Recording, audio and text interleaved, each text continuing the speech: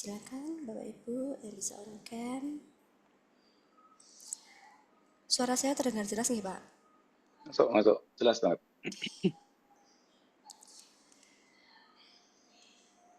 Baik, terima kasih sudah on cam. Assalamualaikum warahmatullahi wabarakatuh. Selamat malam Bapak Ibu, selamat malam Pak Rifki. Malam juga, Mbak. Apa kabarnya? Semoga kita semuanya diberikan kesehatan dan perkuliahan malam hari ini diberikan kelancaran dan untuk materi hari ini berguna bagi kita semuanya. Baik, sebelum memulai perkuliahan, mari kita berdoa sesuai agama dan kepercayaan masing-masing agar perkuliahan malam hari ini lancar. Berdoa dapat dimulai.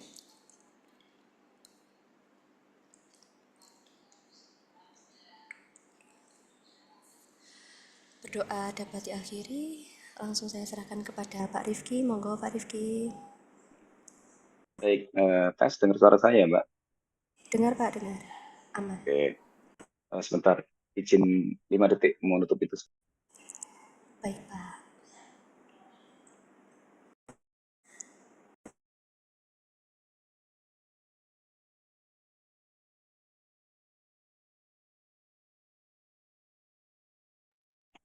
Oke, Bismillahirrahmanirrahim. Selamat malam. Assalamualaikum warahmatullahi wabarakatuh.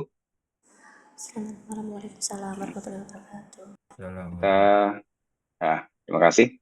Kita sesuai jadwal kumpul lagi di eh, ini pertemuan ketiga ya Mbak Desti ya. Oke, Iya Pak. ini sudah mulai mendekati paruh periode kita ya teman-teman. Jadi eh, tiap tiap pertemuan itu pasti akan ada tugas di kelas ya. Jadi kalau teman-teman ketemu saya, walaupun mata kuliahnya, eh, tugas kelas, breakout room dan seterusnya itu adalah sebuah keniscayaan dan mungkin kepastian ya. Jadi nggak perlu kaget kalau ketemu saya lagi suatu saat gitu ya. Oke, tadi saya sempat melihat chatnya teman-teman terkait beberapa hal ya, betul. Jadi untuk tugas teman-teman yang sifatnya individu, artikel itu memang akan kita bahas malam ini. Cuman saya tidak akan membahas semua artikelnya teman-teman ya. Jadi kali ini malam ini kita sampel aja. Nah teman-teman, siapa nih yang mau jadi volunteer? Itu monggo silakan raise hand atau tulis di chat ya. Nanti kita bahas bareng-bareng ya. Teman-teman pun nggak perlu apa namanya nggak perlu sungkan, minder dan seterusnya nggak masalah. Kita ini belajar kok ya. Saya mohon maaf, apa yang saya utarakan berikutnya akan membuat kesan kalian terhadap saya mungkin agak berubah. Tapi percaya atau enggak, terhadap mata kuliah critical thinking ini atau berpikir kritis ini, saya sampai hari ini itu juga masih belajar. Saya masih belajar. Eh, belajar belajarnya pakai apa Pak? Ya semacam-macam. Jadi, tapi ini bukan berarti apa ya istilahnya tidak sedang mencoba menyimpulkan bahwa ah, Bapak yang sudah senior ini masih perlu belajar. Enggak, maksudnya ya kita kan sama-sama belajar ya. Belajar kan nggak memandang usia. Nah, kebetulan kita ada di forum yang tepat malam ini. Nah, mari kita manfaatkan dengan baik gitu loh ya.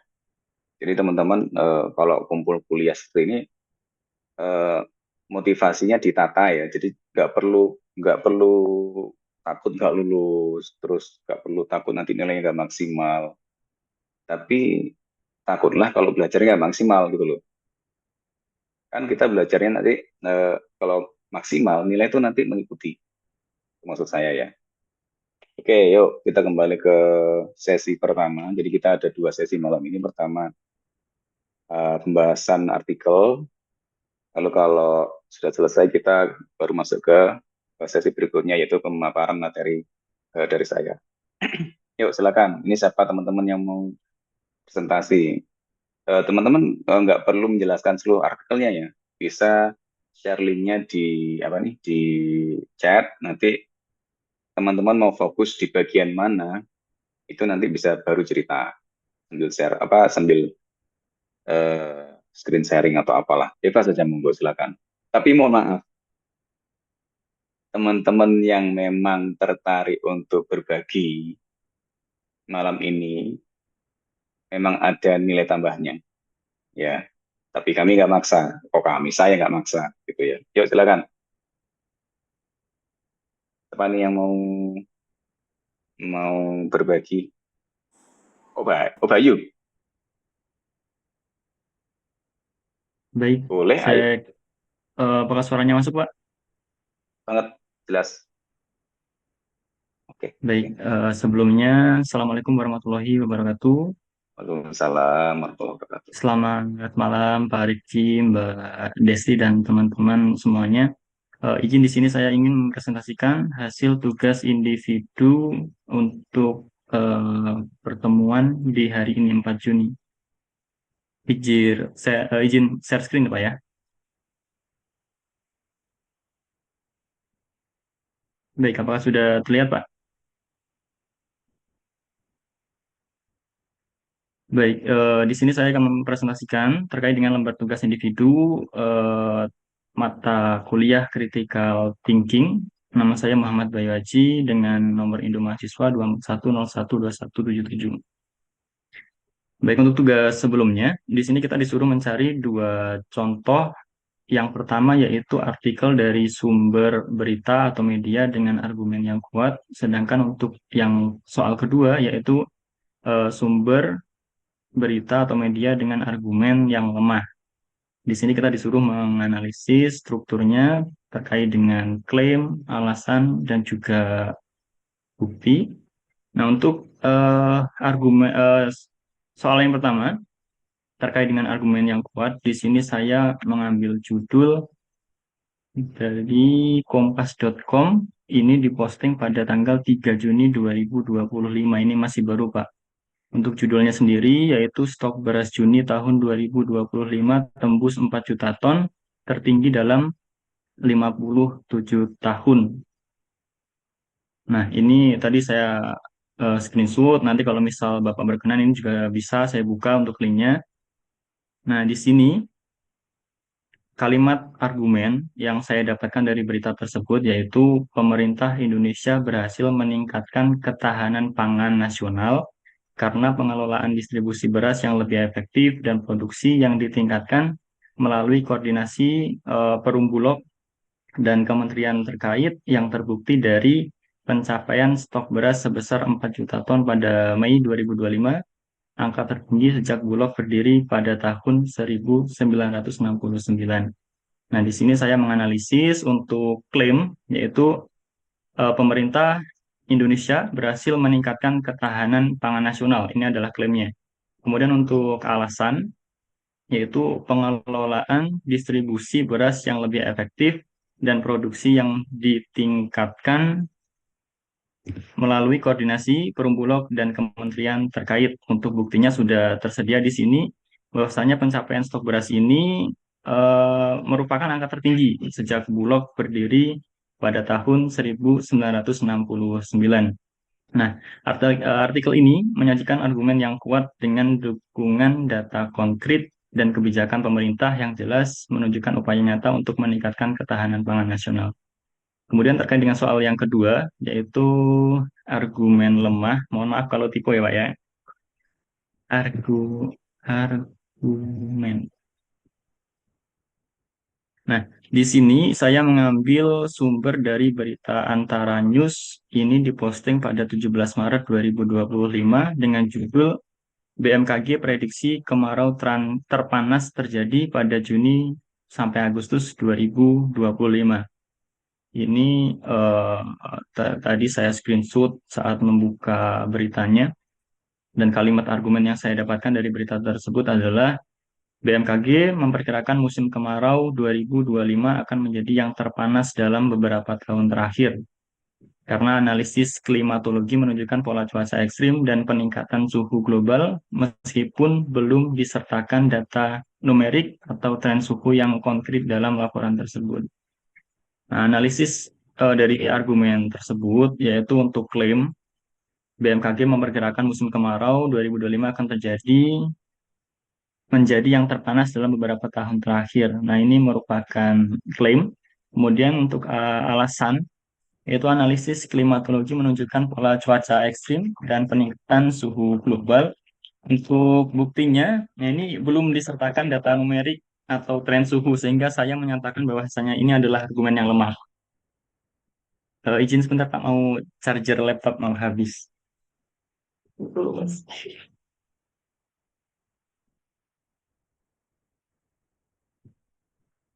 Baik, izin Pak Rifki, mungkin itu present dari saya, mungkin ada arahan atau masukan Pak. Terima kasih. Eh, ya saya sih nggak terkait penilaian dan seterusnya. Saya setuju, tapi Bayu, kita memang perlu perlu paham pola-pola tertentu ya yuk. Soalnya kayak kalau konteksnya cuaca itu memang ada sekian persen kemungkinan untuk error ya, kan prediksi memang. Ya, siap Sementara Pak. kalau Bayu cerita tentang apa nih, tentang ketahanan pangan, saya cukup kaget juga dengan berita itu yo. Oh, keren banget. Terlepas apapun ya, ada berita seperti itu, oke, oke lah keren juga. Nah, terkait poin pertama, yang argumen kuat, ya karena kita, Bayu sudah menyertakan bukti dan beberapa hal lainnya ya. Terus terkait apa nih, terkait BMKG, Bayu menyimpulkan bahwa ini argumennya lemah karena memang masih prediksi, ya enggak? Iya, betul Pak. Nah, betul ya wes. Ya karena memang prediksi akhirnya memang nggak belum bisa dibuktikan. Nah, terkait pengkategoriannya setuju saya, aman. Tapi memang terkait prediksi itu apa istilahnya? Memang kondisinya harus lemah ya, karena prediksi kok belum terjadi gitu loh maksudnya ya. Ya jadi nggak masalah Siap. yuk. Baik, terima kasih. Siap. Baik, terima kasih Bisa Pak Rifki. geser. Baik, Terima kasih terima banyak, kasih. Bayu. Iya betul, teman-teman sebenarnya cuma salah satu aja ya. Tapi Bayu bisa dua-duanya. Tapi berikutnya ini salah satu ya, Rek. Silakan. Selain ini siapa nih? Berarti eh, Supri ya. Baik Pak, selamat malam Pak Ani. Malam. Yuk. Eh, Sebelumnya terima kasih buat waktunya. Eh, di sini saya ingin mempresentasikan untuk hasil yang sudah saya kerjakan. Sebelumnya izin share screen Pak. Sudah terlihat Pak ini? Halo? Sudah. Sudah kelihatan. Oh ya, baik Pak. Jadi untuk argumen yang saya akan membawakan untuk analisis argumen yang kuat, yaitu tentang energi terbarukan. Judul artikelnya yaitu ini alasan mengapa harus beralih ke energi terbarukan. Sumbernya dari Universitas Prasetya Mulia. Kemudian ini juga saya lampirkan tautannya, juga sudah saya kirim di kolom chat. Kemudian untuk klaimnya yaitu artikel ini mengklaim bahwa masyarakat dan pemerintah Indonesia harus segera beralih ke energi terbarukan. Klaim ini tergolong kuat dan spesifik karena menyasar dua kelompok pelaku, masyarakat dan pemerintah, dan memiliki tujuan yang jelas. Transisi energi, klaim ini juga sangat relevan secara kontekstual, mengingat krisis iklim dan tantangan energi global yang sedang berlangsung. Kemudian alasannya, terdapat 3 alasan utama yang mendukung klaim tersebut. Yang pertama, cadangan energi fosil terbatas. Penjelasan dalam artikel menyatakan bahwa energi fosil seperti minyak dan gas memiliki umur simpan terbatas dan akan habis dalam waktu sekitar 50-100 tahun. Ini memberikan dasar rasional mengapa alternatif harus mulai dikembangkan sejak sekarang. Kemudian yang kedua, emisi karbon tinggi. Energi fosil menjadi penyumbang utama gas rumah kaca. Artikel menyebut bahwa energi terbarukan memiliki emisi nyaris nol, menjadikannya solusi bagi perubahan iklim.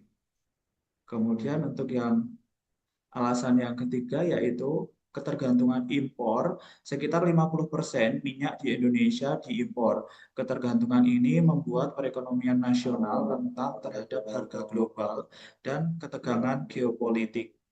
Setiap alasan terstruktur secara logis, berjenjang dari aspek ketersediaan, lingkungan, hingga ekonomi dan geopolitik.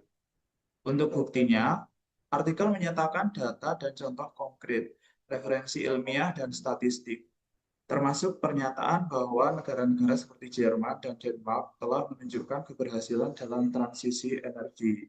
Yang pertama, analogi sejarah disebutkan krisis energi akibat embargo minyak pada tahun 1970-an sebagai peringatan tentang kerentanan jika bergantung pada energi fosil.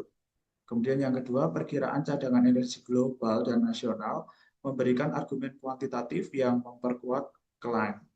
Yang terakhir, penggunaan bukti berbasis fakta dan studi menunjukkan bahwa argumen ini bukan opini belaka, melainkan berdasarkan data yang valid. Seperti itu, Pak, untuk analisis dari saya. Oke, sip. Baik, terima kasih, Pak. Oke. Jadi ada klaim, ada reasoning, ada proof ya, ada bukti, terus melampirkan banyak hal ya. Tujuannya apa sih? Agar orang yang membaca artikel ini bisa tergugah pola pikirnya atau sedikit bergeming dengan pendiriannya gitu ya. Oke, sip. Terima Baik, Pak. kasih Supriyanto. Sama-sama, Kita Pak. lanjut. Baik, Pak. Setelah Supriyanto siapa nih? Untuk teman-teman setelah Dona, kita situasional ya, tentatif maksudnya. Kalau memang waktu memungkinkan bisa nambah, kalau enggak mohon maaf kita kejar durasi soalnya ya. Vera, yuk Vera yang mana? Izin share screen ya, Pak. Boleh. Sudah terlihat ya, Pak? Sudah, yuk. Iya. Selamat malam Pak Rifki dan teman-teman semua. Perkenalkan saya Vera.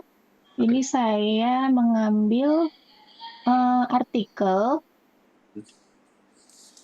dari Kompas yang berjudul Kualitas Udara Jakarta Terburuk Kelima di Dunia. Ini 9 dampak bagi kesehatan. Ini saya mengambil argumennya memakai format seperti yang tugas minggu kemarin ya Pak. Jadi untuk argumennya, saya percaya bahwa kualitas udara Jakarta yang buruk menjadi ancaman serius bagi kesehatan masyarakat karena indeks kualitas udara atau AQI adalah 140 berada pada kategori tidak sehat bagi kelompok sensitif. Dan kualitas udara yang buruk dapat menyebabkan berbagai masalah kesehatan. Dan didukung oleh fakta bahwa Jakarta menempati peringkat kelima kota dengan kualitas udara terburuk di dunia. Serta penjelasan Kementerian Kesehatan Republik Indonesia bahwa emisi kendaraan limbah industri dan aktivitas domestik adalah penyebab utamanya. Dan menurut saya argumen ini tergolong kuat karena klaimnya jelas, disertai dengan alasan yang logis dan bukti konkret dengan sumber yang terpercaya, Pak. Kemudian untuk yang artikel kedua, ini saya juga mengambil dari suara.com dengan judul Heboh, Prabowo disebut ngebir saat gala dinner bareng Macron.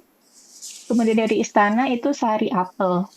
Jadi dari artikel ini, menurut saya ini argumennya lemah karena klaim yang dikemukakan di kalimat Prabowo Subianto meminum alkohol atau bir saat menjamu makan malam Presiden Prancis Emmanuel Macron. Dan mengapa argumen ini lemah atau menyesatkan? Yang pertama, itu bukti visual tidak konklusif. Argumen utama bahwa Prabowo minum alkohol didasarkan pada pengamatan visual dari gelas minuman yang berisi air berwarna kuning yang berbusa. Ketiadaan bukti visual yang jelas dan konklusif tentang jenis minuman yang sebenarnya membuat klaim ini lemah. Kemudian yang kedua, ketergantungan pada spekulasi media sosial. Kabar ini beredar dan disebut di unggahan media sosial bukan berasal dari laporan jurnalisme investigatif atau pernyataan resmi yang terverifikasi. Ini menunjukkan bahwa klaim tersebut berasal dari sumber yang tidak dapat diandalkan atau bersifat spekulatif. Kemudian yang ketiga, adanya pembantahan resmi. Yang terpenting, artikel ini sendiri melaporkan bahwa Deputi Bidang Protokol, Pers dan Media Sekretariat Presiden Yusuf Perdana pun memberikan penjelasan untuk meluruskan kabar tersebut. Pembantahan atau klarifikasi dari sumber resmi dan berwenang secara langsung menunjukkan bahwa klaim awal adalah lemah atau salah. Jadi kesimpulannya, argumen bahwa Prabowo Subianto meminum alkohol dalam konteks berita ini adalah lemah karena didasarkan pada interpretasi Apa? visual yang ambigu, Sebentar, spekulasi bentar, dari bentar. media Vera, sosial. Ya, Ver. gimana Pak? Maaf. Nah, Mbak Desti bocor. Sudah di-mute. Lanjut, Ver. Maaf, Pak. Oh iya. Jadi untuk kesimpulan dari artikel yang kedua ini, argumen bahwa Prabowo Subianto meminum alkohol dalam konteks berita ini adalah lemah karena didasarkan pada interpretasi visual yang ambigu, spekulasi dari media sosial, dan terutama karena adanya klarifikasi atau pembantahan dari pihak resmi yang berwenang. Seperti itu, Pak. Terima kasih. Baik, baik, baik. Terima kasih. Saya harap berikutnya jangan ada pembahasan ijazah ya. Kayak itu, wow, kok ceritanya gitu. Ya, kalau bir-biran masih nggak masalah lah ya. Tapi kalau sudah ijazah ini panjang ceritanya nanti. Ya, tapi terima kasih. Setelah Vera, Dona ya. Dona kalau ternyata bikin dua, pilih salah satu aja ya teman-teman. Kalau bikin dua, pilih salah satu aja. Ya, silakan. Baik, baik Pak. Izin share screen ya Pak. Boleh.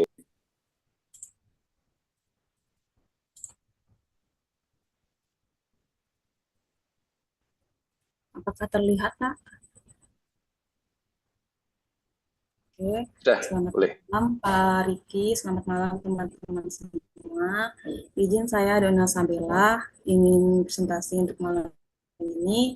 Yang pertama saya ngambil yang artikel atau media dengan argumen kuat saja dengan judul pentingnya pendidikan bagi masa depan yang saya ambil dari detik.com. Untuk klaimnya yaitu pendidikan merupakan salah satu upaya kita untuk menanggulangi kebodohan dan kemiskinan yang terjadi di negara kita, yaitu Indonesia. Yang mana kita ketahui bersama bahwasannya dengan seseorang menyambang sekolah, orang tersebut telah mengetahui berbagai hal yang ada di dunia ini. Untuk alasannya, dengan pendidikan orang mampu menata masa depan dengan bijaksana dan dapat berpikir kritis dalam memecahkan suatu masalah yang terjadi dalam kehidupannya. Buktinya adalah tidak hanya untuk diri sendiri, bahkan dapat pula berpengaruh bagi bangsa dan negara Republik Indonesia. Pendidikan itu ada bersifat formal, non formal, dan informal. Adapun contohnya yang formal yaitu SD, SMP, SMA, sementara contoh pendidikan yang non formal yaitu bisa mengikuti kursus, bimbingan belajar, dan lainnya. Mungkin itu Pak yang untuk argumen kuatnya dulu Pak. Terima kasih. Baik, terima kasih Dona. Oh, secara alur ya, klaim terus alasan dan bukti, alurnya ya itu sudah baik Dona. Terkait bukti nanti perlu ditambahin lagi ya, kayak teman-teman sebelumnya melampirkan data, fakta dan seterusnya ya. Kalau Dona kan masih pada konteks menunjukkan bahwa ada tingkatan pendidikan di situ. Tapi bagaimana efeknya ke apa nih ke masa depan seseorang itu kan masih perlu dijelaskan. Tapi nggak apa-apa. Secara dasar sudah oke. Ya, Terima kasih Pak. sama-sama Don. Apa ya? Satu lagi ya, Rek. Kita sudah jam 7 lebih. Satu lagi aja ya. Siapa nih? Karena yang duluan adalah Santi Wuri. Mana Santi? Santi mana Santi? 3, 2, 1. Halo Pak, malam Pak. Halo, malam. Ayo, Ti. Mau tak ganti, Ki. Ayo. Maaf Pak, sebentar. Oke.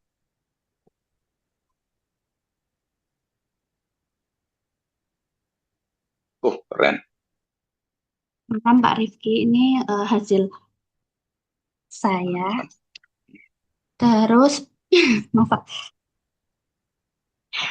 Yang pertama artikel yang saya bawa adalah dari artikel kata Deddy Mulyadi soal wacana vasektomi untuk bansos dinilai haram.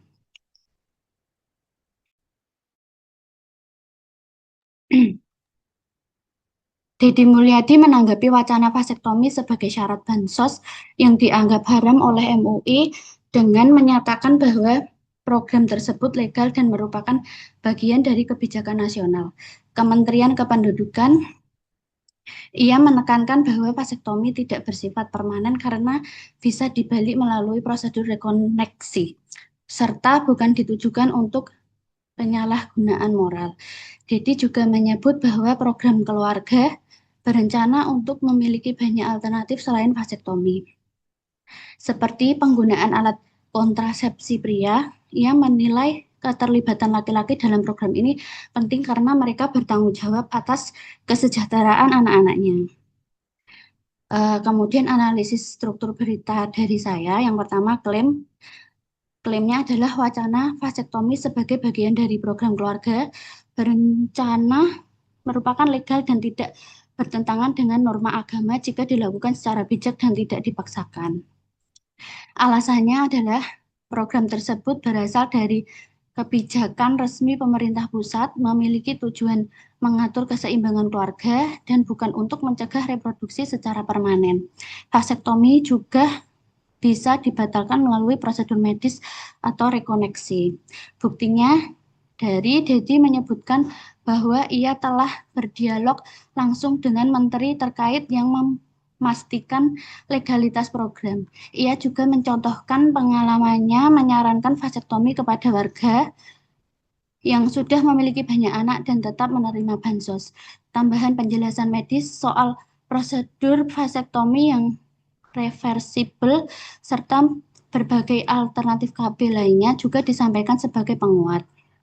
Jadi kesimpulannya, argumen dalam artikel ini lemah karena walaupun mengandung klaim yang jelas, alasan logis dan bukti merupakan sumber otoritatif dari menteri, serta penjelasan medis dan pengalaman lapangan, tapi secara teoritis vasektomi memang bisa untuk mengendalikan jumlah penduduk dalam rangka mengurangi angka kemiskinan. Tapi apabila ini kemudian menjadi syarat untuk sebuah bantuan sosial, saya kira kurang bijaksana. Akar persoalan kemiskinan harus diselesaikan dengan peningkatan kualitas sumber daya manusia atau SDM lewat pendidikan. Kemudian yang kedua, Santi nggak apa-apa, kita cukup bicara salah satu aja yuk. oh Nggak perlu ya, dua. Tapi nanti terkait tugas dikumpulin semua nggak apa-apa. Ya, oh pokoknya ya yang baik. sudah jadi ya. Jadi teman-teman asli saya minta, saya kalau nggak salah atau salah saya ya, saya cuma meminta salah satu aja kok. Tapi entah kenapa Oh, kalian mengerjakan dua-duanya gitu ya. Ya nggak apa-apa lah, proaktif tuh ya berarti. Nggak apa-apa. Nah, baik. jadi kembali ke artikel media dengan kesimpulan atau justifikasi bahwa argumen lemah, tekanannya ini pada di mananya pensyaratan vasektomi itu tadi ya. Iya, untuk Oke. mendapatkan bansosnya itu, Pak. Karena kurang bijaksana, karena apa? Kurang bijaksana karena ya sebenarnya ada ini juga ya Pak, biar fair sama perempuan juga ya. Mestinya kan selama ini yang KB perempuan. Bisa dicoba juga sebenarnya untuk vasektomi ini. Cuma kan masih di Indonesia masih belum terlalu banyak orang yang tahu tentang ini. Jadi masih banyak argumen. Tebakan saya argumen ini larinya ke apa ya, budaya ya. Mohon maaf, Iya, Indonesia itu patriarki ya kalau salah ya, dan seterusnya itu masih berlaku banget di sini. Saya nggak bicara ini buruk atau enggak ya, tapi ya ada iya, gitu ya. iya, Oke. Jadi ini levelnya bukan pada hukum atau apapun, tapi pada budaya, etika dan seterusnya ya. iya Pak. Oke. Baik, itu nggak usah dibahas ini, kok endingnya gegeran gitu. Ya, oke. Iya Pak. Terima kasih Santi.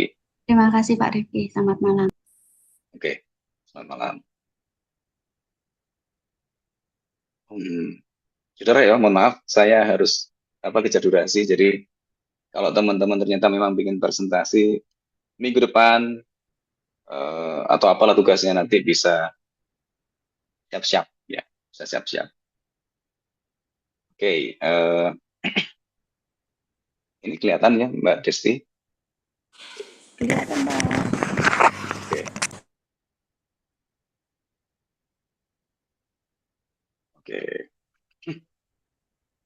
Jadi teman-teman, kita mulai masuk ke bicara logika dasar dalam berpikir kritis ya. Jadi kenapa sih kok saya minta teman-teman semua kemarin itu saya minta untuk cari artikel? Karena mau nggak mau, hmm, belajar paling cepat itu memang membaca berita, ya, membaca berita. Kalau pengen lebih cepat lagi, membaca komentar di sosmed, ya. Ketika ada tema, terus ada beberapa pihak yang menimpali, terus ada pihak yang berseberangan terhadap tema tersebut juga menimpali, perhatiin juga. Itu menarik itu menarik ya. Saya tadi pagi itu barusan membaca tentang tugas negara adalah mencerdaskan masyarakat. Itu satu. Kedua, ternyata ada pendapat yang lain mengatakan negara nggak bisa diberi tugas karena negara itu sifatnya abstrak, macam-macam dan seterusnya ya. Itu cuma cuma cuma apa ya, cuma semacam contoh aja. Saya nggak akan membahas itu malam ini ya. Oke, nah sekarang kita malam ini adalah membahas terkait logika dasar dalam berpikir kritis. Kita akan bicara tentang banyak hal di dalamnya. Kenapa sih kok logika itu perlu dibahas dalam critical thinking, Rek? Kenapa? Karena kalau tanpa logika, berpikir kritis itu bisa jadi cuma asumsi liar akhirnya. Karena tidak ada apa tuh sistem berpikir yang sistematis ya, runtut gitu loh. Itu dibantu dengan logika ya. Nah, kita mulai dulu dengan apa sih yang dimaksud dengan logika. Kita bicara pertanyaan dasar dulu. Nah, secara umum logika itu seperti sebuah alat berpikir yang sifatnya sistematis. Kita pakai logika untuk menyimpulkan sesuatu yang sesuatu diambil dari apa? Diambil dari premis ya. Kalau teman-teman kesusahan memahami apa itu, jadi gini loh, logika itu unsurnya itu ada premis, ada kesimpulan ya. Ada premis, ada kesimpulan, ada klaim, ada argumen dan seterusnya. Itu logika polanya hampir sama. Nah, sekarang kita masuk ke logika. Logika itu unsurnya ada dua, premis sama kesimpulan. Premis itu bisa lebih dari satu. Ada premis satu, ada premis dua, lalu kesimpulan. Ada premis tiga, premis empat, lalu kesimpulan. Bahkan bisa tumpang tindih gitu ya. Nah, kalau teman-teman bingung gimana sih Pak maksudnya logika? Ilustrasinya pertama ya kita anggaplah logika itu seperti rel kereta. Ya, kalau rel keretanya bengkok, kereta pasti bisa kemungkinan keluar jalur, kecelakaan dan seterusnya gitu ya. Jadi penting banget logika itu dikuati. Ya. Logika, ilustrasi berikutnya juga bisa bicara sebagai sebuah kalkulator, tergantung inputnya. Input itu bahkan bisa salah ya, tapi nanti kelihatannya benar. Nanti kita bicara di slide berikutnya ya, Rek. Jadi apa sih logika itu? Itu adalah sebuah alur berpikir, alat berpikir secara sistematis untuk menarik kesimpulan dari beberapa pernyataan atau premis-premis kalau kita bicara bahasa akademis ya. Teman-teman bisa lihat di contoh ini nih. Semua manusia pasti mati, itu premis satu. Ani adalah seorang manusia, itu premis dua. Maka kesimpulannya dari dua kalimat tersebut adalah Ani suatu saat pasti mati. Nah itu kalau alur logikanya jalan, maka kesimpulannya pun juga logis gitu loh ya. Itu contoh yang benar. Contoh berikutnya adalah semua mahasiswa suka kopi. Rudi suka kopi. Apakah bisa Rudi disimpulkan sebagai seorang mahasiswa hanya gara-gara suka kopi? Belum tentu. Karena Rudi bisa jadi bukan seorang mahasiswa. Dokter mungkin, satpam mungkin, dosen bisa juga. Gitu. Ya. Terus berikutnya juga, jika ada A, maka ada B. Maka jika A terjadi, berikutnya pasti B. Nah, itu juga alur logika. Gitu ya. Saya belajar, itu hasilnya nanti lulus. Maka, kalau ternyata saya tidak lulus, berarti saya tidak belajar, belum tentu. Tidak lulus itu bisa macam-macam kondisinya. Mohon maaf, mungkin karena terhambat pekerjaan, mungkin karena belum selesai kewajiban dan seterusnya. Ya, itu macam-macam kondisinya. Semua makhluk hidup butuh air, tumbuhan hidup, maka dia akan butuh air juga. Nah, itu adalah bagaimana premis 1, premis 2, lalu kesimpulan. Ya, mohon maaf ya, Rek, ini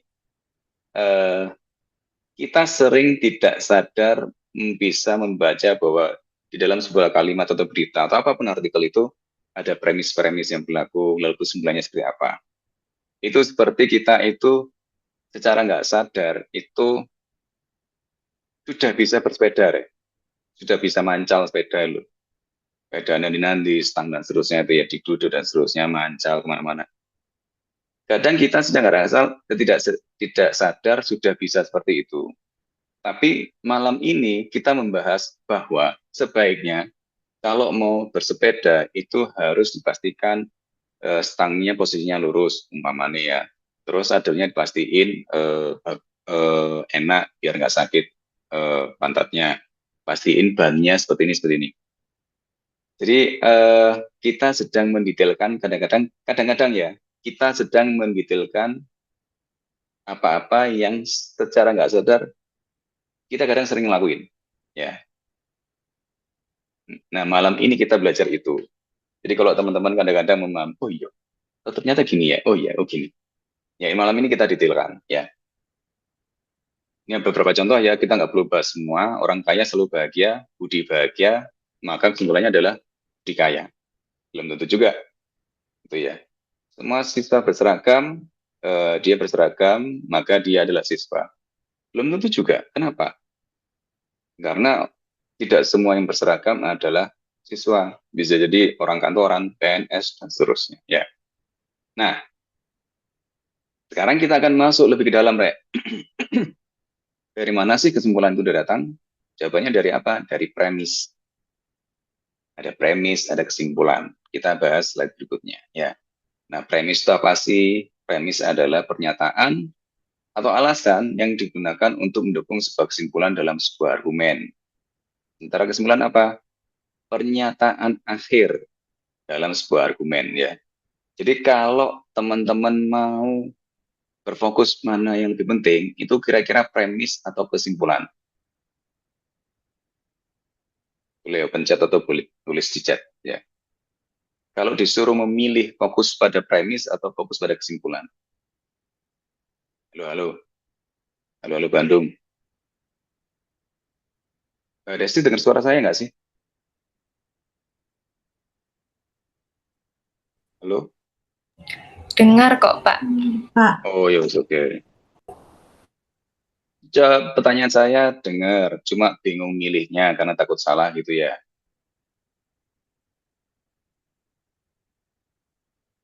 Iya betul.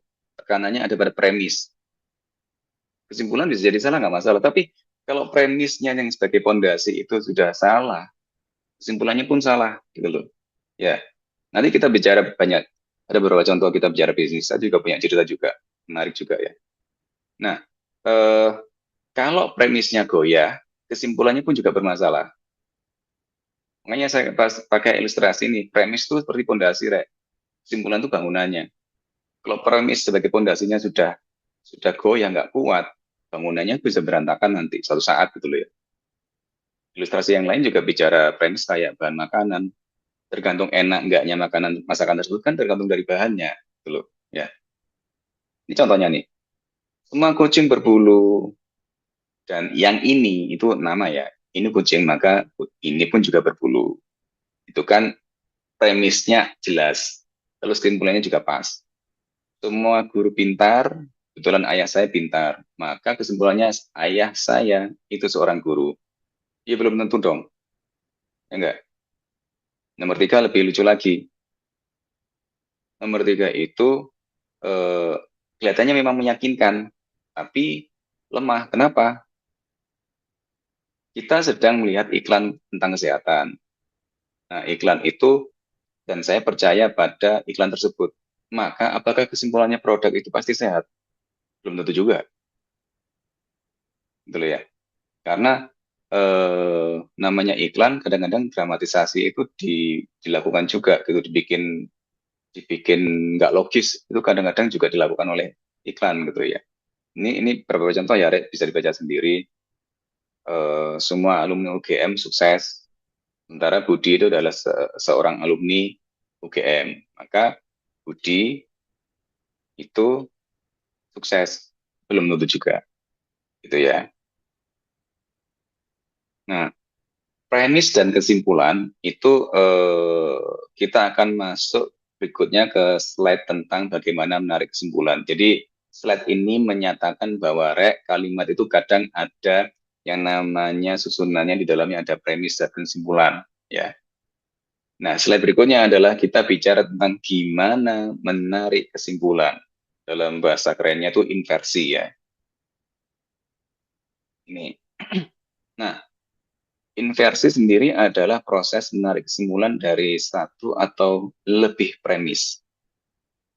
Tolong perhatiin banget ya, Rek. Ini agak membingungkan dan bahkan saya kadang-kadang ketipu. Tapi semoga bisa jelas malam ini ya. Ada dua cara. Pertama, deduksi sama induksi. Atau kalau istilah deduktif sama induktif ya. Nah, deduksi itu sifatnya umum.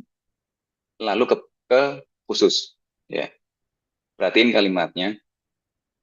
Cukup kalimat premis dideduksi, itu premis pertamanya pasti umum banget, skupnya luas dan pasti. Contoh pertama apa? Semua burung punya sayap. Pasti bicara all ya, umum dulu. Lalu premis berikutnya adalah dia mengambil salah satu dari yang sifatnya umum. Apa itu? Elang. Elang adalah burung. Maka elang kesimpulannya punya sayap. Nah, itu deduksi ya. Jadi ngambil semua dulu. Semua burung punya sayap, lalu bergerak ke khusus. Khususnya apa?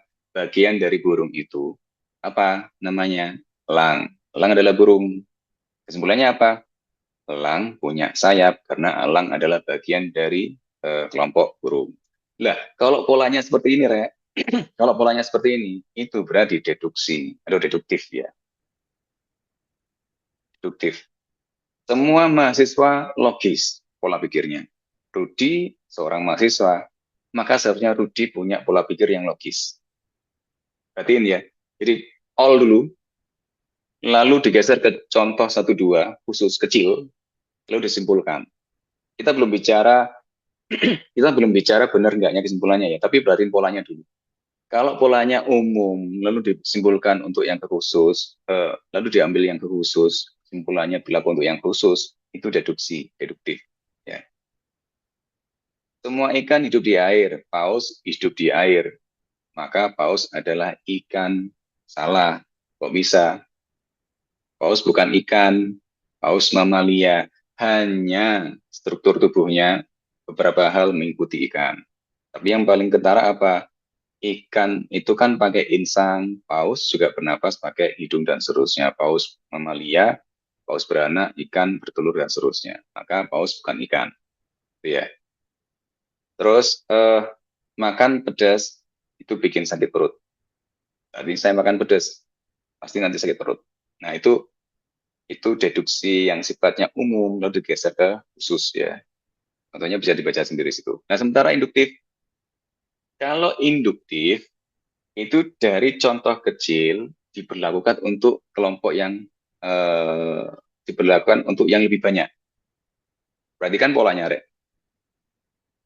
Teman saya ada 3 dari DKV, itu orangnya pinter-pinter dan kreatif semua, seru-seru gitu loh. Kayaknya sih anak-anak DKV itu kelihatannya keren-keren ya, kreatif semua. Nah, perhatiin ya polanya ya. Jadi beberapa jadi diambil kesimpulan diberlakukan untuk yang banyak. Gitu. Ini anak DKV pasti keren nih. Nah, kalau induksi itu sifatnya masih mungkin ada potensi ketidaksesuaian. Jadi kalimatnya seharusnya gini. Saya punya 3 teman dari TKV, anaknya kreatif semua. Kayaknya bukan pasti ya. Kayaknya anak-anak di DKV itu kreatif-kreatif ya oleh ngono cara, oleh ngono kesimpulannya gitu. Gitu ya. Nanti masalah pembuktiannya benar atau enggak itu harus ngecek data dan seterusnya ya. Tapi induksi sama deduksi bedanya selain perlakuan terbalik tadi dari umum ke khusus terkhusus ke umum, induksi sifatnya masih ada potensi ketidaksesuaian ya. Belanja online 3 kali aku telat terus ya. Kita online shopping ini memang cenderung telat. Nah gitu. Tapi apakah pasti? Belum tentu juga. Gitu ya. Ini saya bikin apa ya, Rek? Saya bikin pendek ya. Jadi kalimat ini saya bikin pendek. Film lokal bagus loh. Film lokal bulan-bulan ini bagus. Nanti Agustus ada Panji Tengkorak animasi, keren banget loh. Oke, toh film Indonesia tahun ini bagus-bagus deh. Nah gitu kalimatnya ya. Naik bus telat, semua bus. Jadi saya beberapa hari ini naik bis kok telat terus yo berangkat. Wah, ketok iki ben iki telat mana iki. Nah, itu maksudnya ya. Dan seterusnya. Agak membingungkan, tapi tolong bersabar dan tolong latihan terus. Ya, wis percaya saya wis. Setelah percaya Gusti Allah dan seterusnya ya. Percaya saya, ini penting banget. Penting banget. Ya. Nah, di ilustrasi di sini terkait bagaimana inversi, deduksi, dan induksi perbedaannya, saya kasih contoh seperti kalau deduksi itu bicara matematika. 4 ditambah 2 itu pasti 6. Nanti kalau ada 1 tambah 5 juga pasti 6. Jadi sifatnya kepastian gitu kalau deduksi. Tapi kalau induksi, itu prediksi cuaca. Persis 11-12 dengan siapa tadi yang pertama? Bayu Aji ya nggak salah, bicara tentang cuaca. Perakiran cuaca untuk malam ini kondisinya gini karena kita bisa menyimpulkan itu karena berdasarkan dari ini. Tapi apakah pasti? Belum tentu. Namanya prediksi. Induksi seperti itu. Persis dengan kalimat saya tadi. 3 teman saya tuh kok kreatif semua ya dari DKP. Ketuanya arah DKP memang harus kreatif semua. Nah, itu masih perkiraan. Ilustrasi kedua, deduksi itu seperti jalan tol. Jadi kalau kita masuk di tol gate Singosari, Malang gitu ya, kita pasti tahu nih, salah satu tujuan untuk masuk ke tol itu pasti Surabaya. Gitu ya, jadi seperti tol.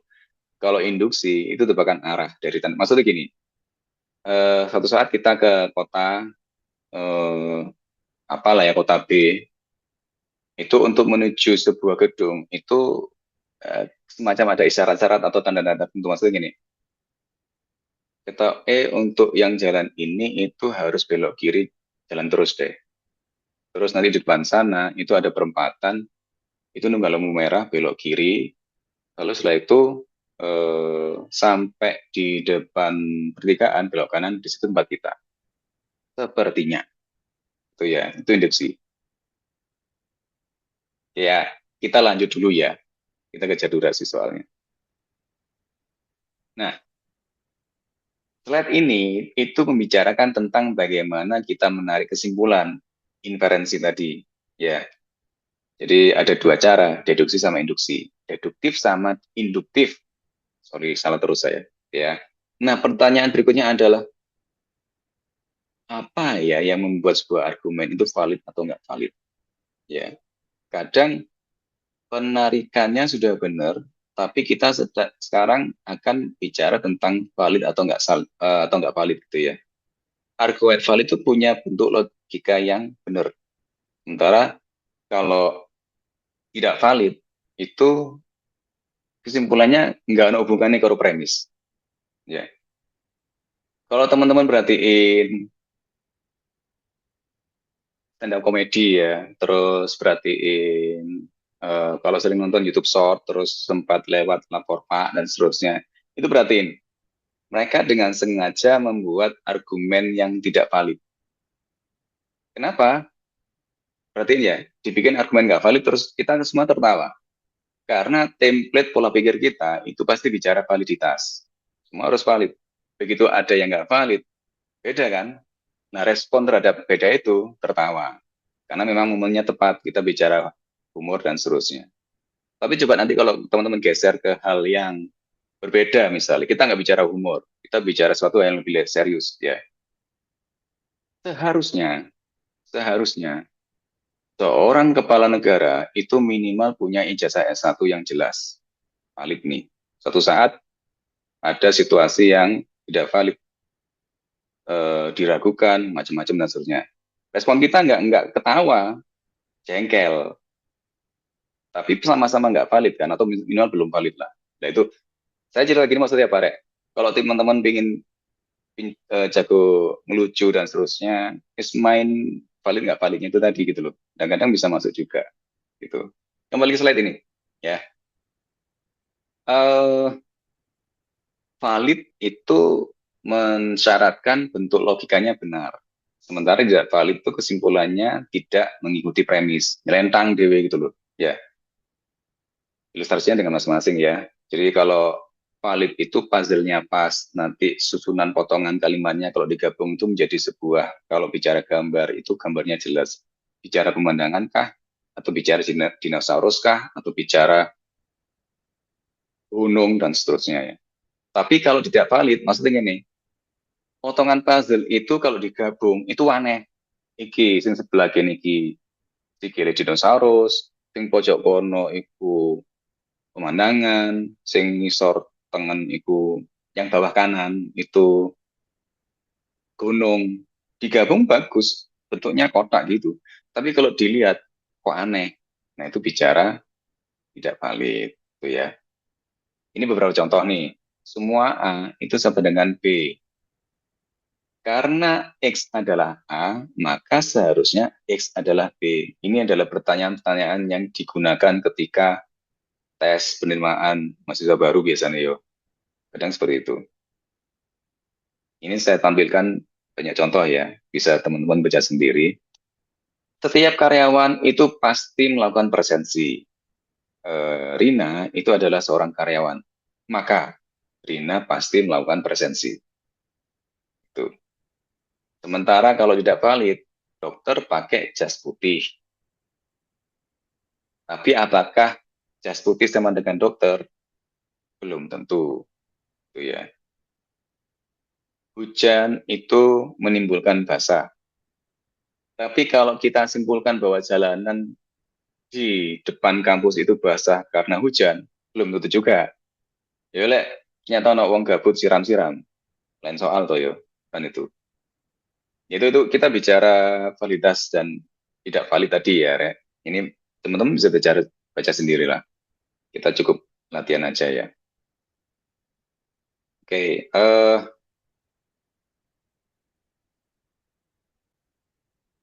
ini kalau contoh terkait apa tadi, saya punya cerita ini, Rek. Oh, ini tugas. Saya punya cerita gini ya. Ini entah teman-teman pernah dengar atau enggak, tapi perhatiin betapa kesimpulan itu bisa nyelentang. Suatu malam itu ada seorang tukang becak, sudah sepuh beliaunya, itu mangkal. Malam jam 10 ke atas. Hujan dan seterusnya. Tiba-tiba Bapak becak itu yang sedang mangkal itu didatangi orang paruh baya, terkopoh-kopoh dan bingung, bilang menghampiri tukang becak tersebut. Pak, mohon maaf, saya tahu ini malam, tapi bisa nggak Pak, Bapak anterin saya ke gedung AS 500 meter ke depan itu, karena kendaraan saya tumpangin ternyata bocor dan nggak bisa jalan, terpaksa harus nambal dulu dan seterusnya. Sementara saya ada kepentingan sekian jam pagi. Saya butuh bantuan Bapak untuk mengantar saya ke gedung tersebut. Oh ya, baik Pak, nggak apa-apa. Saya kebetulan juga istirahat. Saya antar. Terus diantarlah berangkat sampai di gedung tersebut. Ya, ada kompensasinya dan seterusnya. Setelah dibayar, selesai, beliau kembali lagi ke posisi semula, mangkal dan seterusnya. Nah, beberapa hari kemudian, 2 atau 3 hari kemudian, Bapak yang mangkal tersebut tiba-tiba didatangi oleh Bapak paruh baya. Bapak paruh baya itu tadi, Pak, Bapak masih ingat saya nggak? Iya, yang siapa ya Pak? Saya sudah agak lupa ya. Saya itu orang yang jenengan anterin malam-malam pas hujan-hujan itu lho Pak, ke gedung itu. Oh nggih, kenapa Pak? Kok ada perlu apa dengan saya? Kan sudah selesai urusannya. Saya cuma mau matur terima kasih Pak. Berkat bantuan Bapak yang menurut Bapak simpel tapi sini bukan buat saya, itu saya bisa deal proyek 1 miliar. 1 miliar guys, gak kaleng-kaleng ini. Nah, sebagai bentuk apresiasi atau rasa terima kasih saya ke Bapak, saya berikan satu permintaan yang akan saya kabulkan. Nah, Pak Beja ini kan ternyata kebetulan pingin haji, Rek. Ya, maturlah ke beliaunya. Ya, Pak, Alhamdulillah saya kebetulan pingin haji. Sudah, Bapak daftar, nanti semua akomodasi dan konsumsi semacam-macam saya tanggung. Oke, kesimpulan apa yang bisa kita ambil malam ini? Kesimpulannya adalah, lek pingin kaji, beca, kayak lucu kan ya? Itu kan aneh banget gitu loh. Ya nggak? Lambu anyul banget kan ya? Nah, itu kan banyak premis berlaku di situ, tapi kesimpulannya kan banyol ya? Ya nggak? Seperti itu. Itu sering terjadi. Iya, salah satunya gitu. Salah satunya gitu. Em, Berlomba-lomba becak semua. Kalau kita mau fair, kalau kita mau valid dan seterusnya kan, kesimpulannya apa sih salah satunya, Rek? Menurut teman-teman, apa yang bisa kita pelajari? Kita serius-serius, butuh guyon nih, butuh banyol. Dari cerita itu apa? Berbuat baik, Pak, tanpa Hmm, mm, dan seterusnya ya, seperti pokoknya ngono lah, pokoknya. ya, Pak. Oke, ada satu lagi nih. Ada satu lagi nih. Saya mohon maaf kalau saya bicara sedikit sedikit personal dan apa nih? Dan mungkin menyinggung agama karena kebetulan saya agamanya Muslim dan seterusnya ya, Islam ya.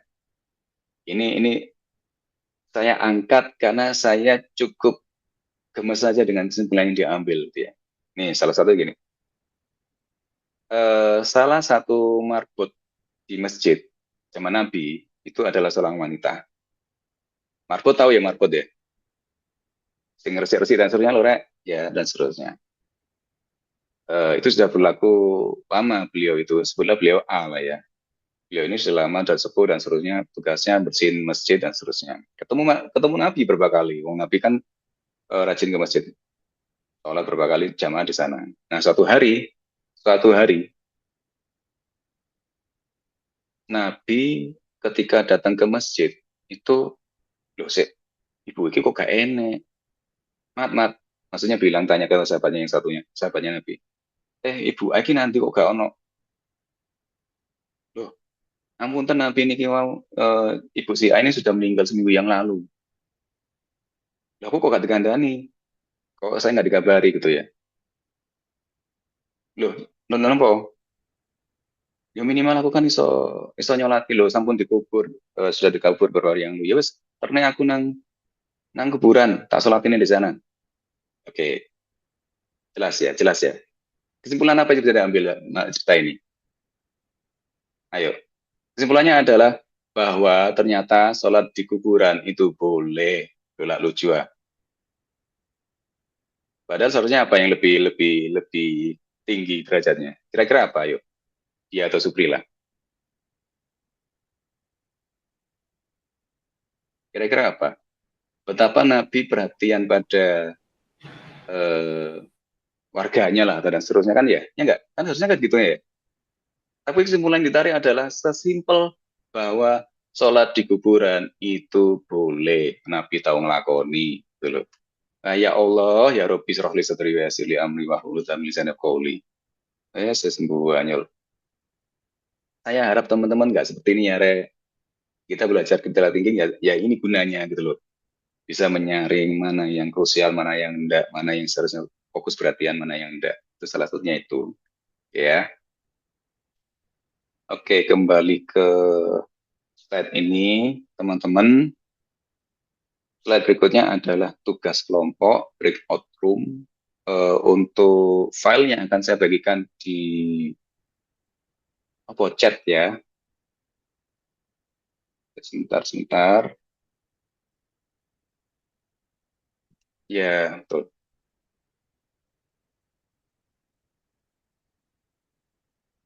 Ini. Jadi Mbak Desti, Iya, Pak.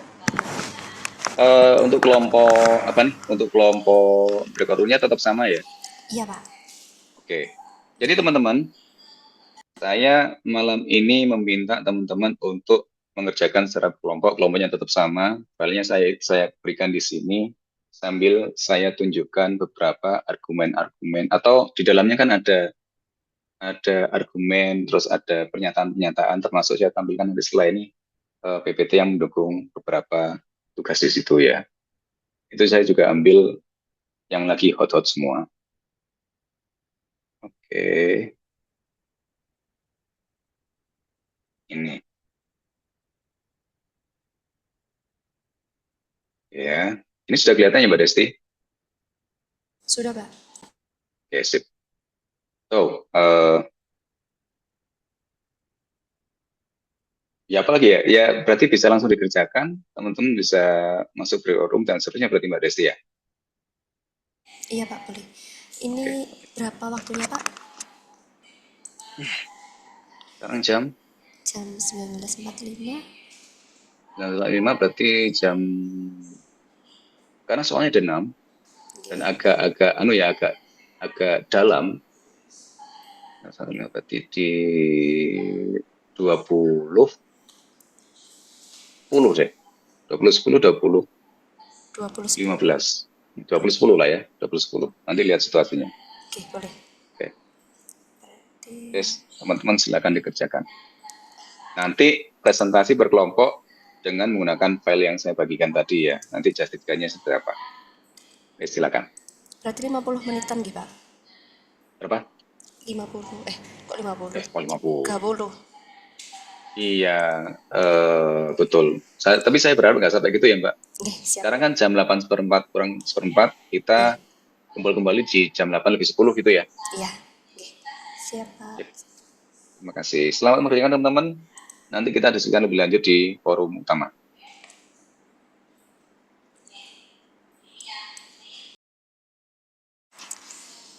Ini mau saya close sekarang, Pak? Tadi kelebihan 5 menit. Betul. Ayo Mbak, di close sesuai. Siap. Saya close. Oke.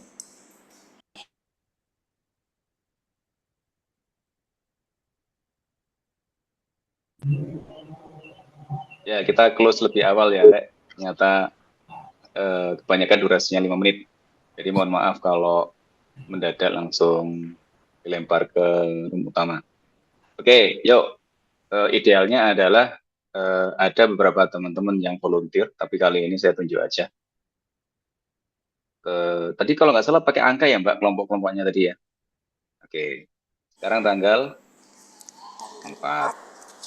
Besok tanggal 5. Ya, kelompok 5 di save berarti itu. Ayo guys, kita bisa durasi guys. Nah, nanti teman-teman yang kita bicara pick berapa ya? Kita bicara nomor 1 ya. Jadi nanti yang saya tunjuk itu akan membahas untuk yang kelompok 5 ini akan membahas nomor 1, kelompok berikutnya membahas nomor 2, kelompok berikutnya kasus 3. Jadi per kelompok satu kasus ya. Tapi nanti tugasnya tetap kumpulin semua. Durasi aja kita ya. Oke. Jadi untuk kelompok 5 itu akan membahas kasus 1. Yuk. Oh, berarti siapa ya? tidak semua kasus dibahas ya Pak Rifki? Secara tugas itu dibahas semua, tapi untuk presentasi karena kebutuhan waktu ya durasi cukup 1 aja ya. Baik, Pak. Oke. Ya silakan kelompok 5 siapa nih?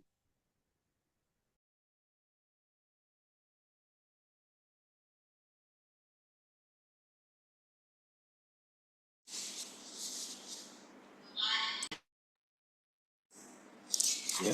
Silakan kelompok 5 ada Kak Ataila, Kak Nova, Kak Tobias, Kak Widya, Kak Yolanda, sama Kak Yusi. Jadi siapa yang nulis? di Baik, Pak filenya atau udah? Rifki, ini mau di-share screen sama teman sebentar. Oke, boleh.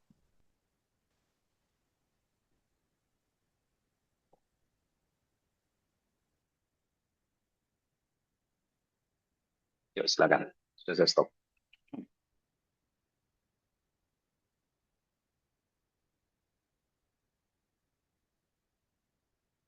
Selamat malam, Pak Rifki, Kak Desti, dan teman-teman semuanya. Kami dari kelompok 5 ada Atalia Adrial Abbas, kemudian Nova Ica Fernanda, Tobias Alif Melki, Widya Astuti, Anda Dwi Si Almas, dan juga Felix Feriadi Wibowo. Di sini kami akan presentasikan kasus 1 ya Bapak.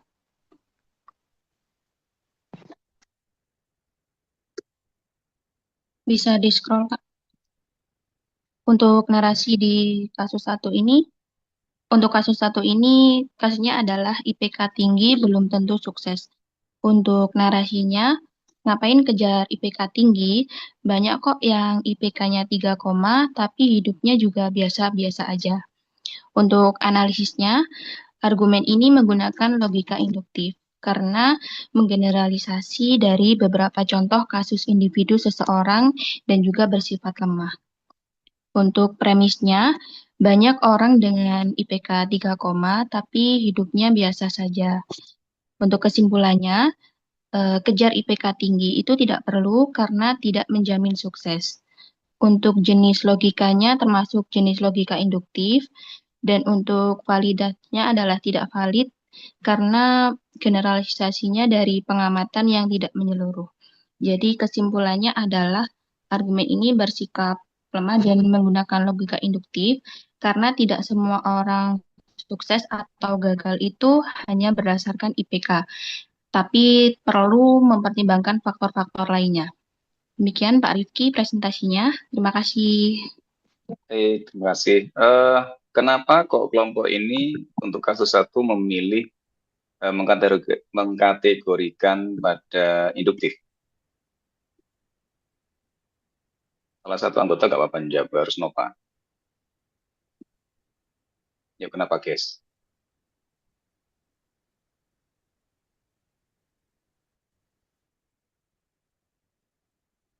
Kenapa induktif? Halo. Izin menjawab, nggak apa-apa Pak Rifki. Iya, nggak apa-apa. Ya, boleh, ayo. Karena kita memilih logika induktif itu karena kesimpulan yang ditarik itu berdasarkan pengamatan atau pengalaman pribadi, jadi tidak menyeluruh, tidak disertai bukti-bukti yang kuat juga. Oh, oke. Mari kita abaikan kalimat terakhir ya, tidak disertai dengan bukti yang kuat itu bisa tidak jadi fokus terkait induktif atau deduktif ya, tapi induktif karena komparasinya dari banyak menjadi sedikit kan. Jadi banyak kok yang IPK-nya 3, kamu ngapain tinggi-tinggi kan gitu kan maksudnya. Jadi dari banyak dari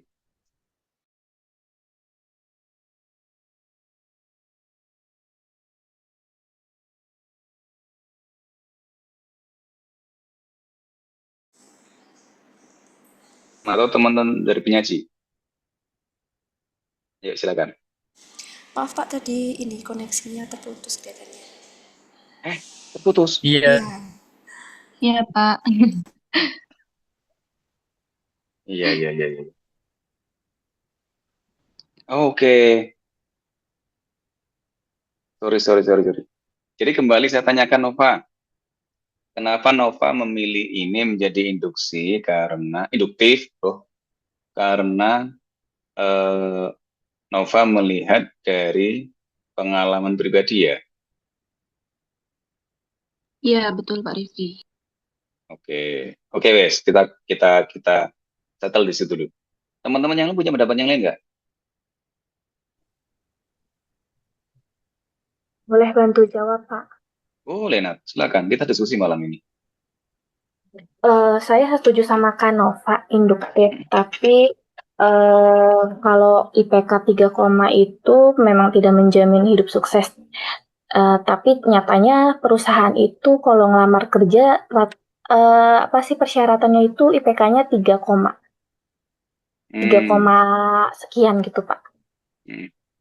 Itu kan jadi setidaknya kita bisa bekerja gitu Pak. Dibandingin apa sih kemungkinan kita ngelamar dan diterimanya itu lebih besar daripada IPK yang di bawah 3. Itu Pak. Oke, oke, oke. Terima kasih. Siapa tadi Nadia ya? Nadia itu konteksnya mencoba menjelaskan fakta di lapangan ya, Nat. Setuju. Eh, Kebanyakan perusahaan seperti itu. Tapi mohon maaf, Nadia, kita kembali ke awal. Kenapa kok kalimat ini dikategorikan oleh kelompok 5 itu sebagai induktif? Itu, itu ya kembali di situ dulu ya. Ayo. Atau teman-teman punya pendapat yang lain?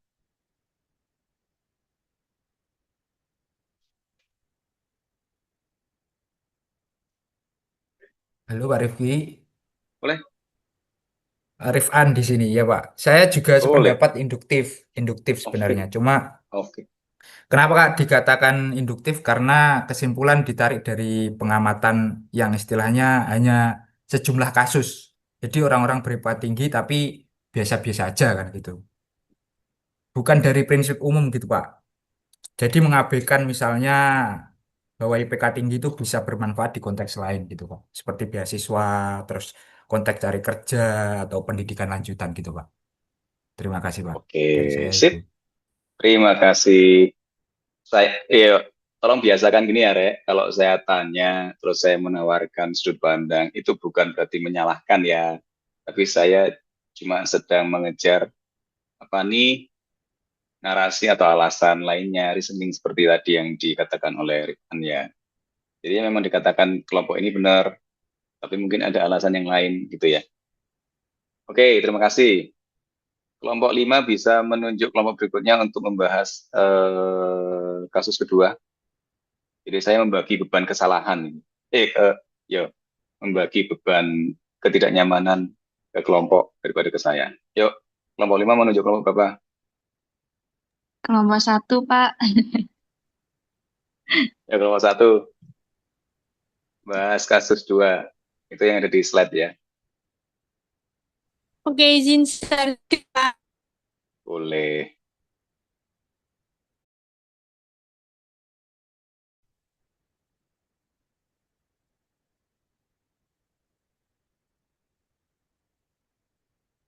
Oke.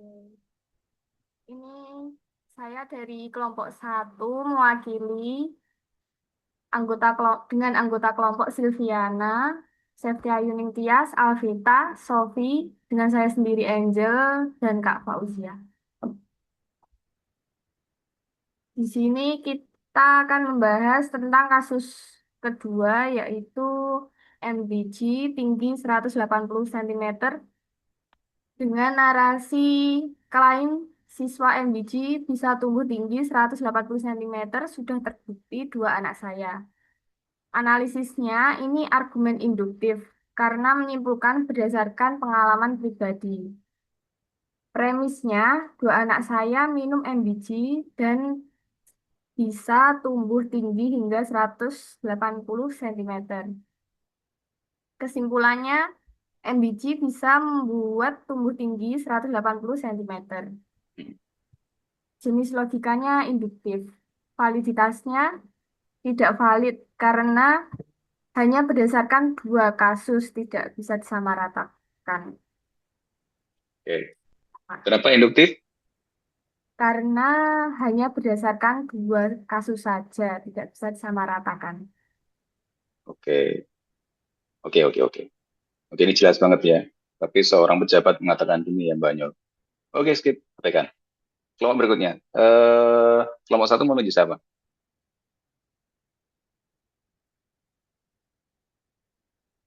Ayo, Jel. Ditunjuk, Jel. Durasi. Kelompok 6, Pak. Kelompok 6. Yuk. Kelompok 6. Kasus 3, yuk.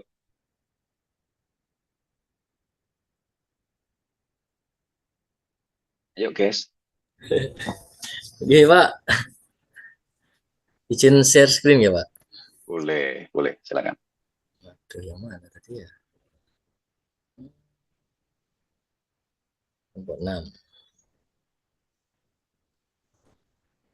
Untuk kasus 3, izin Pak ya, kami dari kelompok 6 beranggotakan yang pertama Mbak Kurnia, yang kedua Mas Rivaldan, yang ketiga Mbak Sekar Ambarsari, keempat Mbak Vera Eka Ristanti, yang kelima saya Venta Bagas, keenam Mas Abdul Rahman, ketujuh Mbak Nani. Untuk kasus yang ketiga 20.000 tidak miskin atau narasinya BPS menyatakan warga dengan pengeluaran di atas 20.000 per hari tidak masuk kategori miskin.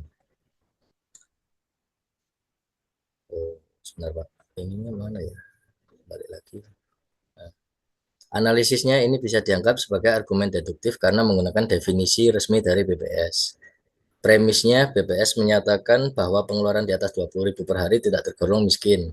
Untuk kesimpulannya, orang dengan pengeluaran di atas 20.000 per hari tidak termasuk miskin menurut BPS. Jenis logikanya deduktif, validitasnya valid, sesuai definisi resmi meskipun bisa diperdebatkan secara moral atau sosial. Saya oke, nggak apa-apa. Ya kenapa kok deduktif, Ben? Karena definisi resminya dari BPS sih Pak, jadi kita percaya sama lembaga negara aja lah Pak. Kalau jawabannya, Ben. Oh. Pripun Pak? Maksudnya gini loh ya, dikatakan deduktif kenapa? Karena sifatnya besar, luas, masif, dan berlaku untuk seluruhnya. Itu. Jadi bukan pada tekanan negaranya ya, tapi yang sifatnya yang luas tadi ya. Oke. Jadi saya mau jawab itu Pak, termasuk argumennya itu menekankan kepastian lah Pak. Nah, gitu Pak. Ya, oke. Sip. Kita nggak membahas lebih dari ini, nanti akan malam banget. Tapi terima kasih untuk Penta dan kelompoknya. Silakan menunjuk kelompok berikutnya. Kelompok berikutnya saya tulisannya. Ini aja Pak, kelompoknya siapa ya? Apa? Yuk, ayo Pen. Gak ada orangnya ya mau ngerjain itu Pak. Oh. Kelompok 10 aja deh Pak. Yuk, kelompok 10. Kasus 4 ya. Izin share screen Pak Rifki. Boleh, silakan Kak.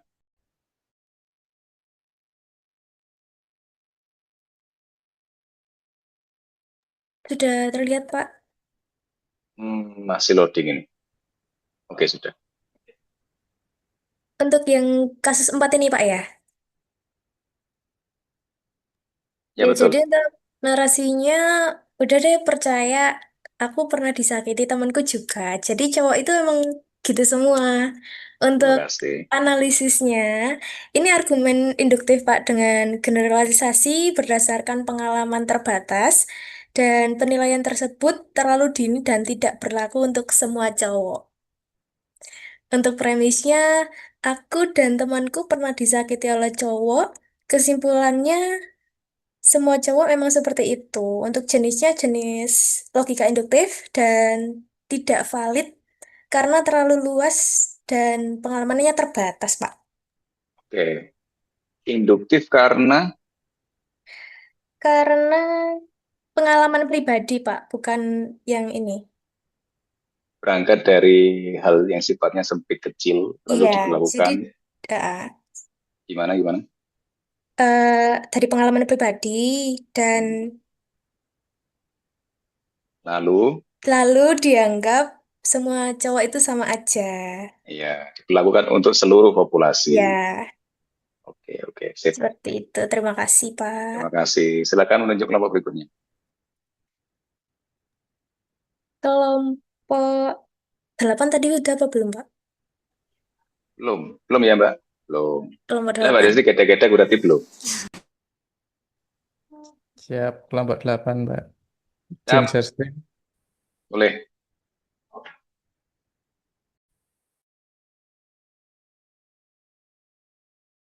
Sudah terlihat nggak, Bapak Ibu? Sudah. Mbak Ari, monitor. Jadi mau nyampaikan Mbak Ari? Terima kasih. Ayo. Oh ya, maka Mbak Ari. Selamat malam Pak Rifki, Kak Desti. Saya Arinur, mewakili kelompok 8, mau mempresentasikan hasil diskusi kami yaitu di kasus nomor 5 ya. Narasi aku pakai produk ini selama 1 minggu dan sekarang wajahku glowing banget. Analis narasi ini menyatakan adanya hubungan sebab akibat antara penggunaan produk skincare selama 1 minggu dengan hasil wajah yang glowing. Namun klaim ini berdasarkan pengalaman pribadi tanpa bukti ilmiah atau kontrol variabel lain yang mungkin mempengaruhi kondisi kulit. Premis, aku memakai produk skincare ini selama 1 minggu, setelah itu wajahku menjadi glowing. Kesimpulannya, produk skincare ini menyebabkan wajahku glowing dalam 1 minggu. Jadi selogika induktif berdasarkan pengalaman pribadi untuk menarik kesimpulan umum tentang efektivitas produk. Validitas tidak sepenuhnya valid. Kesimpulan ini bersifat pengalaman pribadi atau anekdot dan belum tentu berlaku untuk semua orang. Efektivitas produk perlu diuji dengan metode ilmiah yang lebih objektif dan melibatkan sampel yang lebih luas. Itu Pak Rifki, terima kasih. Baik, terima kasih. Malam ini kedengaran istilah populasi dan sampel ya. Tapi ntar aja kalau kita mulai membahas ke arah sana ya. Ntar aja dulu, guys. Oke. Kalau untuk kasus 5 memang kelihatan banget induksinya ya. Jadi dia berdasarkan pengalaman pribadi lalu disimpulkan bahwa bisa glowing banget. Tapi tekanannya adalah pada produk tersebut. Ya, sifatnya pribadi, pakai ini lalu glowing. Padahal jadi bukan pakai ini yang bikin glowing gitu ya. Oke, yang terakhir. Ini kelompok berapa? 8 ya? Bisa nunjuk kelompok berikutnya. Yang belum kelompok berapa ya? Bades.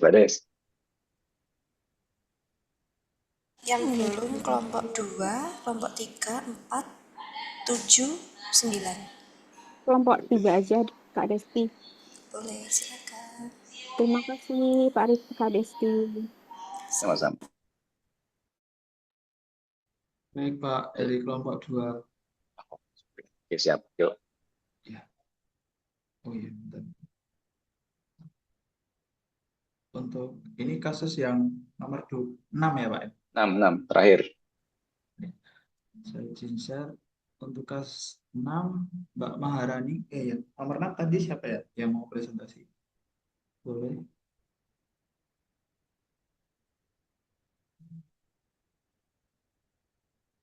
Kak Zahra ya? Kak Zahra silakan.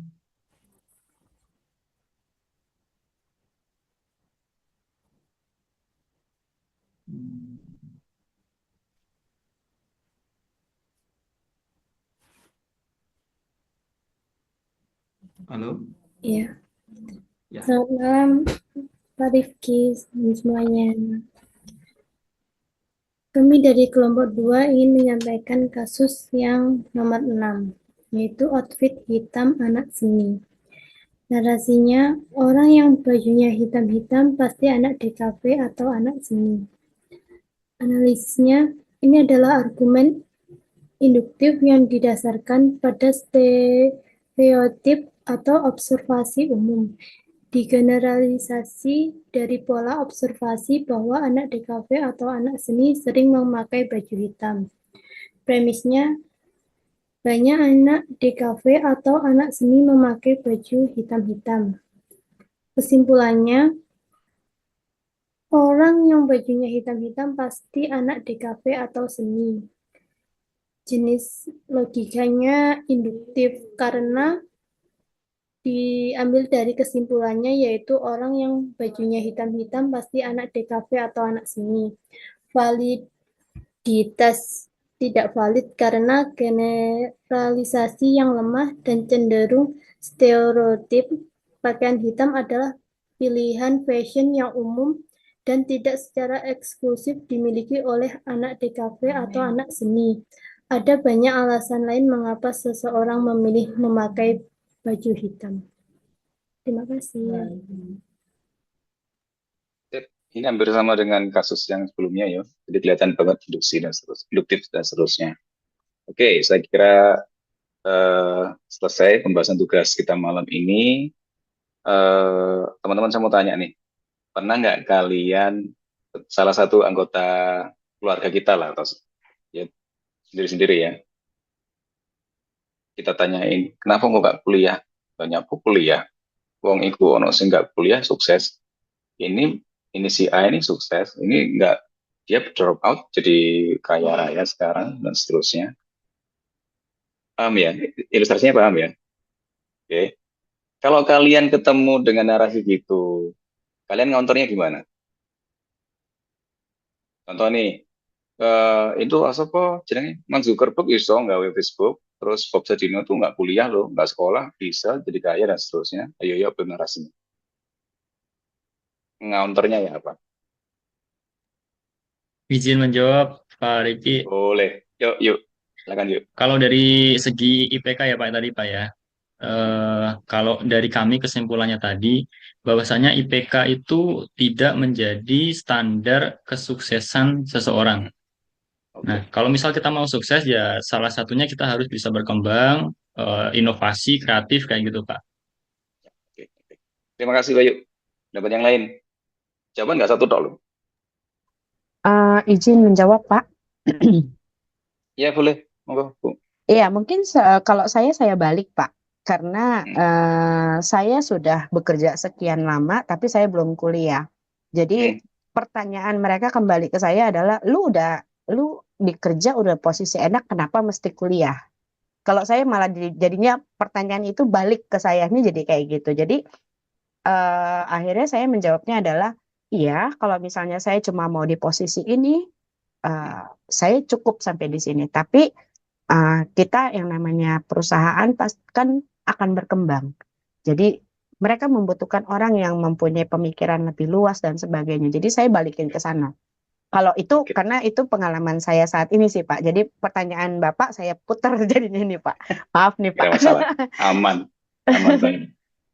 Gak apa-apa, pertanyaan ini akan banyak jawabannya ya. Jadi Bayu Aji dan Bu Mei Syumi, saya yakin ini beliaunya ini ibu deh. Jadi kalian kalau manggil beliau ini ibu ya rek, jangan jambal ya. Ini yang saya maksud dengan populasi dan sampel. Ya. Ada yang mau nambahin? Sama Ini yang tadi. kayak Ibu Mei Sumi sih, Pak Rifki. Gimana Nova? Hampir sama ceritanya. Kan kebetulan udah kerja juga, tapi kan banyak orang yang ngomong, ngapain kuliah kan udah kerja enak gitu. Ya, yang namanya orang juga perlu berkembang juga, seperti yang dikatakan Ibu Mei Sumi tadi sih Pak Rifki, perlu pengalaman baru juga, kemampuan baru juga, cari ilmu, nambah ilmu juga sih Pak. Betul. Sip, terima kasih. Kita kejar durasi. Kembali ke populasi dan sampel. Kalau ada, saya pernah ngadepin ini juga soalnya. Saya jawabnya simpel aja. Nah itu Pak, dia pakai narasi gini. Nah itu Pak, Bob Sadino bisa sukses nggak kuliah. Mark Zuckerberg drop out, bisa bikin Facebook dan seterusnya. Kenapa saya nggak bisa? Kan gitu, pertanyaan kan gitu, Agri. Simpel aja. Karena kamu bukan Bob Sadino, maka kuliah kok. Karena kamu bukan Mark Zuckerberg, maka kuliah kok. Ya enggak? Ini yang maksud dengan populasi dan sampel. Kadang-kadang beberapa orang mengambil satu kondisi yang sifatnya outliers, terus melakukan ke kita gitu loh. Paham ya? Padahal rata-ratanya itu kebanyakan ya kuliah di atau sing kena lulus, kerja, dan seterusnya gitu loh. Jadi kadang-kadang orang salah fokus. Ya. Nah, pertanyaan ini itu akan kita bahas lebih panjang minggu depan, kita bicara logical fallacy. Gitu ya. Selamat malam. Assalamualaikum warahmatullahi wabarakatuh. Saya kembalikan ke Desi. Terima kasih. Assalamualaikum warahmatullahi wabarakatuh. Waalaikumsalam. Baik, terima kasih Pak Rifki untuk materinya malam hari ini. Ini untuk tugas individunya nggak ada ya Pak? Tugas kelompok ini akan dikumpulkan secara individu. Jadi akan ada jawaban yang sama. Ya, boleh siap. Ya, baik. Untuk link pengumpulannya nanti saya share di learning Bapak Ibu. Nanti bisa dicek malam hari ini juga. Baik, terima kasih untuk Pak Rifki untuk perkuliahan malam hari ini. Semoga materinya hari ini bermanfaat bagi kita semuanya, dan terima kasih untuk Bapak Ibu atas antusiasnya malam hari ini. Semoga pertemuan ke depan antusiasnya bertambah dan semangatnya juga bertambah, ya. Baik, terima kasih. Saya akhiri. Jangan lupa mengisi review perkuliahan malam hari ini. Wassalamualaikum warahmatullahi wabarakatuh. Selamat malam, selamat beristirahat. Selamat malam, Mbak Desi. Selamat malam. Terima kasih. Pak Rifki. Terima kasih. Terima kasih banyak. Terima Saya kasih. izin live dulu. Terima kasih, Pak. Arigato. Pak Desti. Makasih Pak, makasih Kak Desti. Terima kasih, Kak.